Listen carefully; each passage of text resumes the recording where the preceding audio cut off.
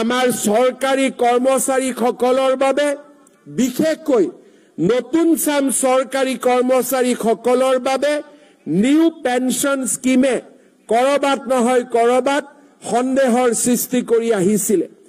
এই বছৰ 1 এপ্ৰিলৰ পৰা আমি আমাৰ অসমৰ চৰকাৰী কৰ্মচাৰীসকলৰ বাবে নিউ পেনশন স্কিমৰ সামৰণি মাৰি United pension scheme UPS scheme আমি আৰম্ভ কৰিব বিচাৰিছো, যাৰ জৰিয়তে 25 বছৰ কাম কৰা চৰকাৰী কৰ্মচাৰীসকলে নিশ্চিতভাৱে তেওঁলোকে 50% চাকৰি কালৰ দৰমহা 50% ডিয়াৰনেছ এলাউন্সৰ সৈতে লাভ কৰিবলৈ সক্ষম হ'ব।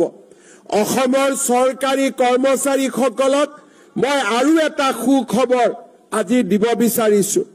2005 চনৰ আগতে যিসকলৰ নিযুক্তিৰ প্ৰক্ৰিয়া আৰম্ভ হৈছিল, কিবা কাৰণত নিযুক্তিৰ প্ৰক্ৰিয়া 2005লৈ গুচি গ'ল, তেওঁলোকে ওল্ড পেনশন স্কিমৰ জাগাত নিউ পেনশন স্কিমৰ অন্তৰ্ভুক্ত হ'বলগীয়া হৈছিল।